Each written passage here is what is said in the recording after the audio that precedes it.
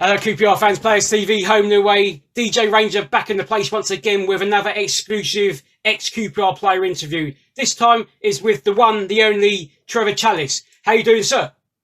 I'm very well. Yourself? Not too bad. Looking well? Well, feeling a bit tired. I had a good training session today with the boys, so a bit tired, a bit shattered, but yeah. Okay, obviously I assume you're still involved in football after finishing your playing career and that?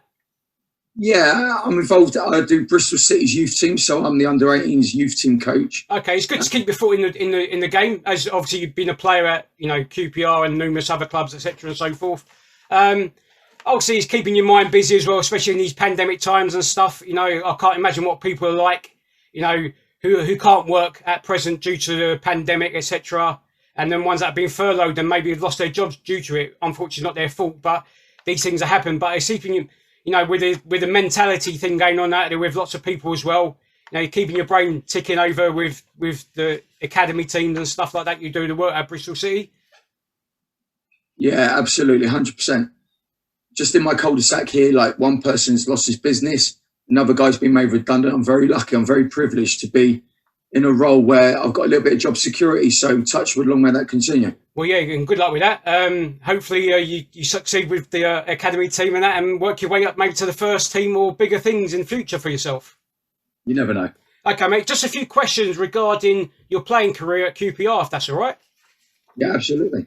The first one is a football-related question, but it may relate if it's QPR. If not, no worries. When growing up as a young boy, did you support any team, or did you have a favourite player in particular that you like watching that made you decide, I want to become a pro footballer? Well, I'm from Wealdstone, so my local team was Wealdstone Football Club, and growing up, they were decent. They were really good in the non-league scene. So I watched Vinnie Jones, watched Stuart Pearce play for them when I was a young lad, and that sort of got me hooked into football. Then, as a group, when we were sort of, I don't know, early teens, perhaps a little bit younger than that, we started going down to Highbury at Arsenal and QPR at Loftus Road. So okay, it was like one or the other, QPR or Arsenal, and both clubs. I've got affinity with both clubs. Listen, yeah, of course. QPR and Arsenal are very close to me. And what was Stuart Pearce and Vinnie Jones like back then? Were they still the same as what they were when I saw them playing for Forest, and obviously with Vinnie Jones at QPR for the brief time he was at? Yeah, nothing changed. Vinnie would literally tackle everything back then. He was a lot younger. I can remember watching. And Stuart Pearce, he used to bomb up and down the line. My overriding memory was he used to get up and down that line really, really well. And of course, he'd become a bit of a hero of mine as a fellow fullback. Well, Stuart yeah, of Pearce. course, yeah, exactly, yeah. Okay, mate, cool. Good to hear about them stories, mate. What year did you join QPR? I was at the FA School of Excellence, so I was with the likes of Sol Campbell and Michael Owen was a couple of years younger. So I left there in 1992 and went straight from there into the youth team. But previously, I signed for them when I was 14, and my Sunday team pretty much all went and signed for QPR. So in our team, we had the likes of Kevin Gallen was our centre forward. Yeah. So we were all very close. Matty Brazier, God bless him, he passed away. Matty was part of that group. Yeah, that's a shame, wasn't it, about Matty? Shame, really, real big shame.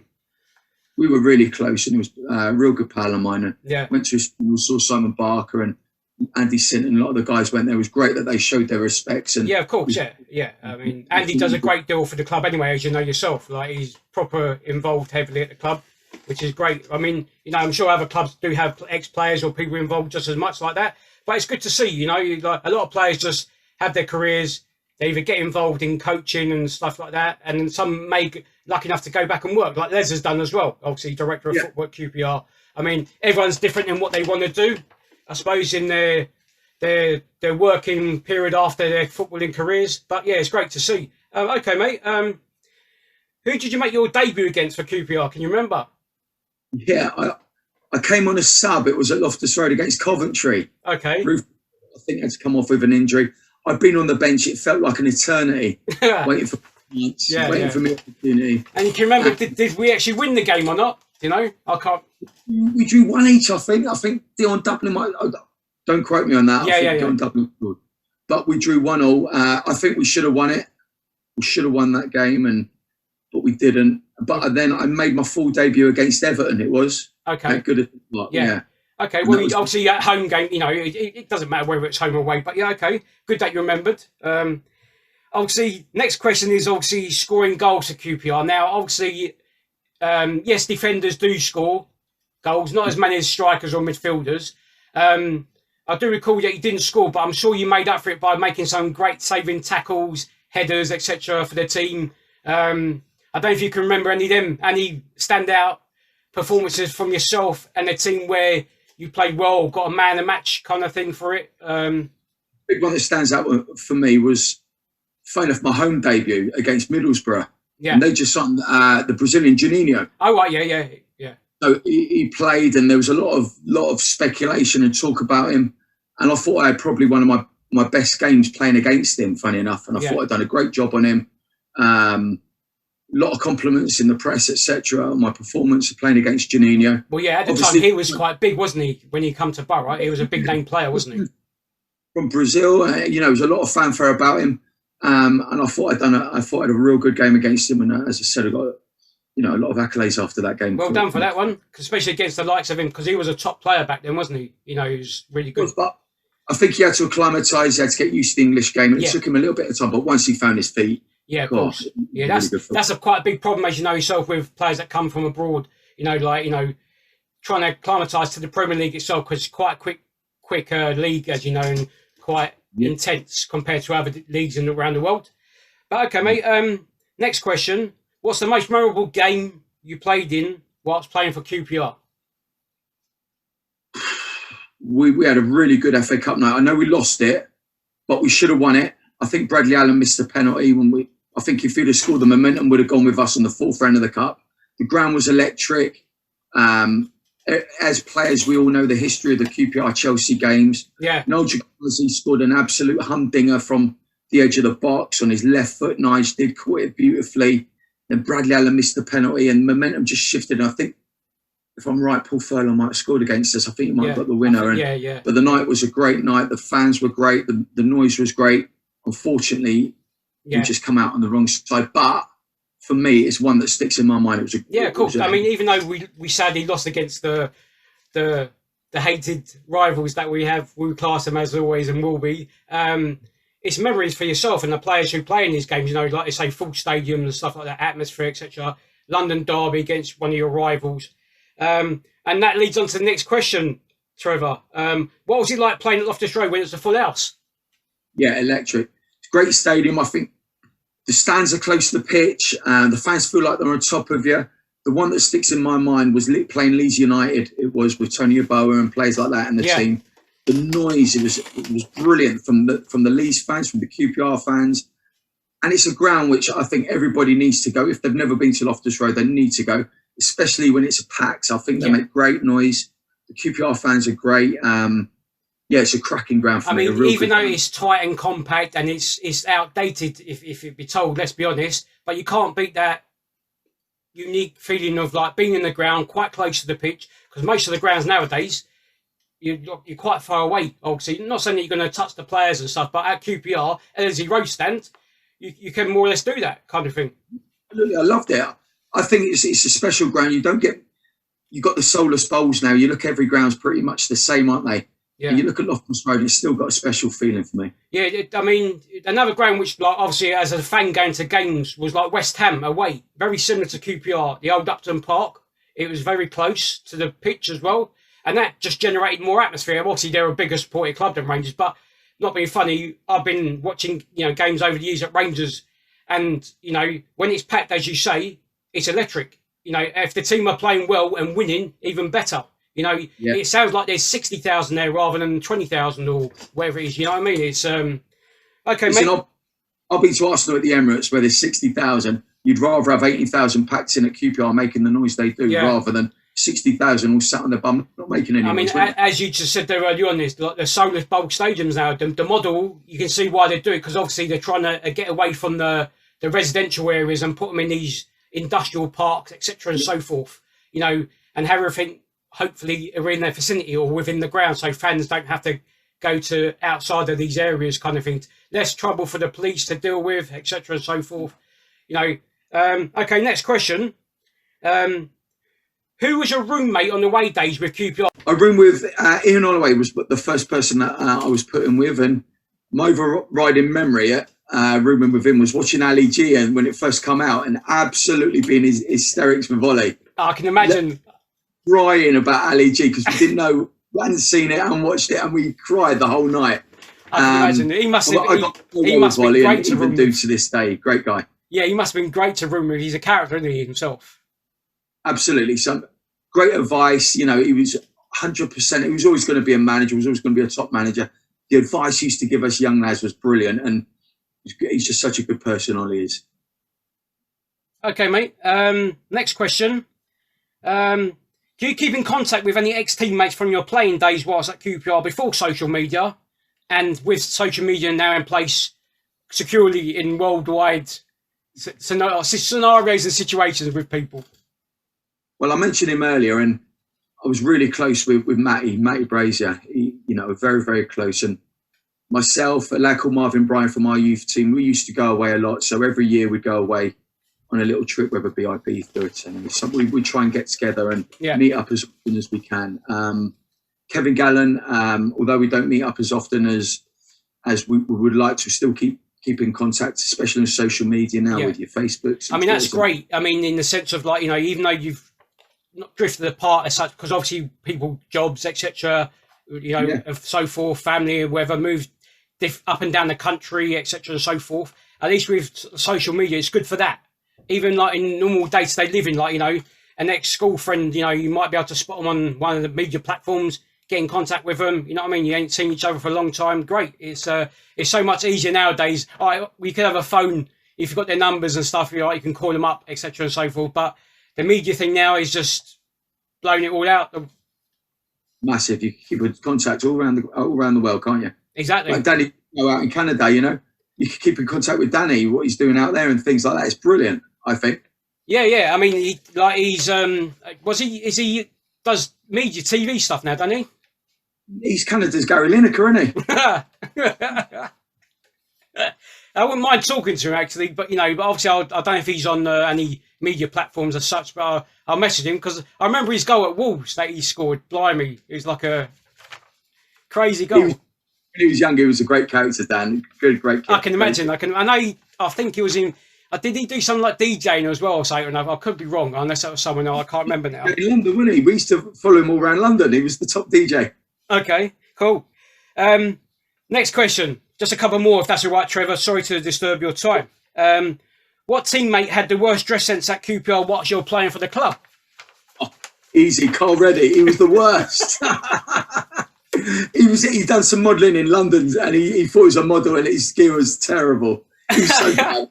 I don't know where it was. I did go to a couple of the Player of the Year awards, and he was like some colourful outfits and stuff like that. But if that was him, then you know better, because you're a teammate of his, you know. And it's it's quite funny to hear, because I think it was, I can't remember if it was Gavin or someone done one, and they said Danny Maddox his clothing sense was a bit out there as well, kind of thing.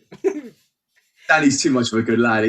But Carl was awful. His dress was terrible. Yeah. I'm sure I did see I witnessed some of that. I don't know if it was at a Player of the Year thing or whether it was a picture or somewhere. I can't remember now what it was, and it was very colourful, to say the least. Every day we'd be shocked by something different. That would be funny. Okay, next question. Who was the joker in the QPR team when you were at the club, if any? Yeah, there was a few. I thought Alan McDonald, God bless him, and Dave Barsley used to rub off on each other really, really well. You know, you had to watch your back constantly. If you stood still for too long, something would happen with those two around you. Tony Roberts was exactly the same. Tony was lively. Yeah. You know, real joker in the group.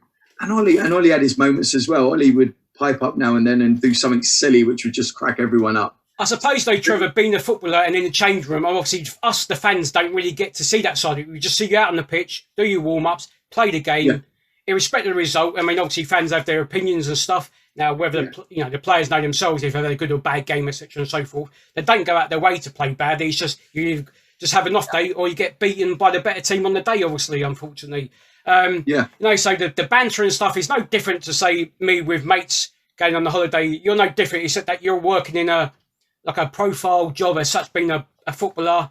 You know, whether it's in the Premier League, Championship. I mean, obviously back then it was Div 1, 2, 3, etc. and so forth. You know, maybe the media thing wasn't as big back then because obviously, can you imagine what would have gone on? You know, I'm sure the shenanigans that have gone on prior to the social media coming out and people on their phones these days going, you know, everything getting filmed, putting up on platforms must have been crazy. But it's great to hear, like, you know, you can have the banter and stuff. You know, I'm sure, like, you know, someone would have said, that's enough now. You know, you can go so far with people, you just let it rip on. The biggest thing, I think, when you stop playing, and you hear so many players, and it's so true. The biggest thing you miss is the change room and the environment. It's the banter. It's being in and around a group of people, a group of guys who are all the same here. They're all playing football, trying to do the best, but they're all trying to make. You know, of course, like I mean, it's like, you know, it's I suppose it's like not an in-house thing as such, but you know, it's within your group. You know, whether you play home or away, and I'm sure it's the same when you go to another team. Obviously, you get to know new players. You know, and then the banter gets involved there as well. But the banter will always be there, I suppose. And likewise, it's no different to, you know, banter amongst work colleagues or mates when you go out for a beer or go on holiday, whatever, so forth. Just a couple more, if that's all right, please, Trevor. Bit of a mad one. Did anyone, like, home games or away games, pick the music in particular? If there was any music on the coaches going to away games or in the home games before a game and stuff or afterwards? And if so, was it someone in particular, or did you have an individual person do it week by week, game by game? In my era, in my time, it was Andy Impey, and it was horrific. I have to say, it was ragga music, and that's where he gets his nickname Rags from. Yeah, ragga. It was awful, and I don't know, for some reason, like Ray Wilkins, the guys they let him put up with it. He just kept putting this awful tape on, and it was horrific. Okay. But he got a bit of banter going again tonight in the change room. Yeah, of course, yeah. I mean, you touched on Ray Wilkins there. What was he like to be around? The best. He was the best person, I think. For me personally, as a young lad, and all the young lads coming through, you haven't got a bad word to say about him, you know. And I take a lot of what I do now from Ray Wilkins, you know, the people person I am. I try and I speak about him. I quote a lot about Ray because he made the kitchen lady at the training ground feel as important as Les Ferdinand, the centre forward. You know, he had that magic way about him, and great person, great guy. And caught up with him a couple of times when he was player manager at Millwall with Dennis Wise in the cup. I played against him in the cup. Great to see him again. It was a school event with my daughter's school. He came down, travelled down from London. There was a big school event. He travelled down, caught up with him then.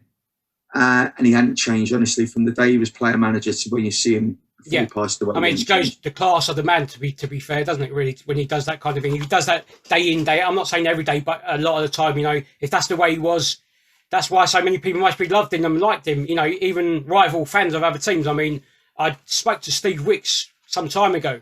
I met him up at Reading before we played Reading away.